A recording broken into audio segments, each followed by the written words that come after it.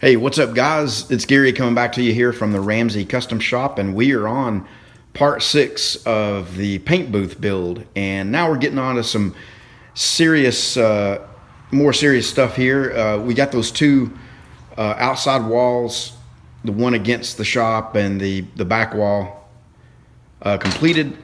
And I've got 7 C-perlins on the trailer, and these are 24 feet long, and they're 8-inch wide C-perlins. I think they're 14 gauge, and for 7 of them it was $290, and I don't know what that calculates out to on price per foot, but if you're interested in it, you can do the math on it. But I just know some people may be interested in what we pay in Texas for certain things, and I checked around at a few places, and there was a little difference here and there, so I just elected to go with my closest person, closest steel yard that carried these.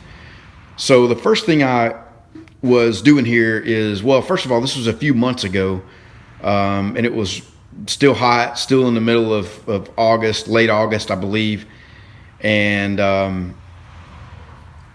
by the way, if you're watching this on YouTube, be sure to go over to Fab Nation and check there. There's a link in the description of the video to Fab Nation, and there's a big build thread over there, and there will be more current videos on Fab Nation. The videos are being uploaded to YouTube, but they're lagging behind. So if you want to see what happens next, go to YouTube or go to Fab Nation, and you'll see the most recent uploads over there. But anyway, what I'm doing here is just trying to get the first purlin up and clamped in place.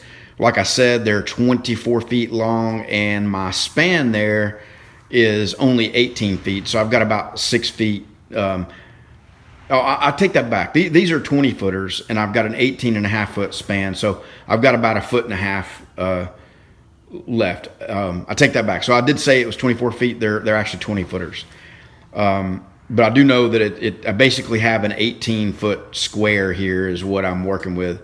And the reason I did that was just if you're looking at the screen there, that back wall on the right is on the edge of where the easement is of my property. So that was as far out as I could go.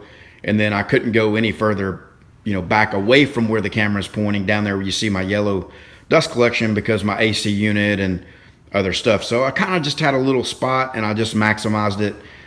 Even though it's probably not the most desired shape for a paint booth, being an exact square. Usually they're kind of a longer rectangle shape, but again, it just gives me more space, working area, a little bit of storage area in there if I need it, cabinet with paints and things. So we're just working with what we got here. So anyway, like I said, getting up here to clamp this in place, I'm working by myself. It's, you can keep seeing me take my arm and wipe my forehead because it's just, even though it doesn't look like it on camera, it is, probably 100 degrees or more. And, and I usually sweat a lot when it's hot. So it always amazes me to see these guys, especially Hispanic guys, working on the road crews and things. They've got long sleeves on. It's 100 degrees. And if you look at them, they're not even sweating. So I don't know if it's a biological thing with their makeup, and the part of the country they're from, or or what. But anyway, at least a little bit of heat, and I'm sweating like crazy. So anyway, got the one end clamped up, and I was just trying to the way it had kind of pulled up, it got itself wedged in there, and it took me a second or two to get that unwedged. And so we're raising up the other side here, and we'll get it clamped into place, and you'll see that there's quite a bit of overhang to the right of the screen there, and so a couple of feet or so. And I ended up notching these out. I did not show that on video, but I notched these out on the ends, and I used 2 1/2-inch bolts through the end of the stud to bolt those in place. And here you see I was set up on the inside, and I've got that Evolution saw. This was when I was, doing the head-to-head comparison, and I was going to make a video, cutting these purlins with the 2 different saws and kind of show the difference and all that, but it really being an 8-inch was beyond its cutting capability. I made it work for one, but the rest of them I just cut with a grinder because, you know, they're only 14 gauge, and the grinder with the cutoff wheel made quick work of it. So anyway, I did cut the one here using the Evolution saw, and then maybe a day or two later I actually made that comparison video with the Evolution and the DeWalt.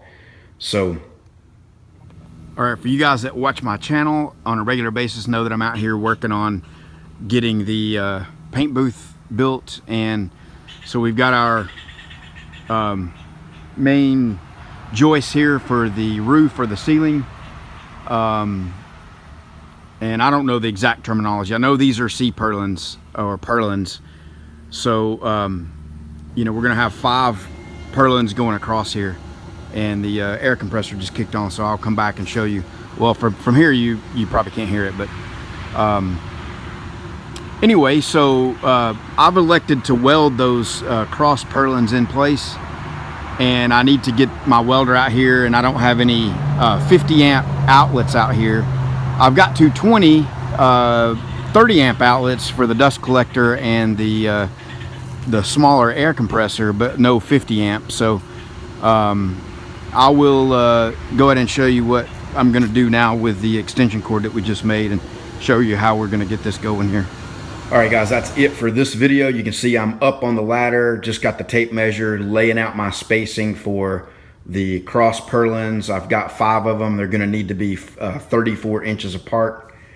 And so on part 7, you will see me hoist up by myself all 5 of those purlins.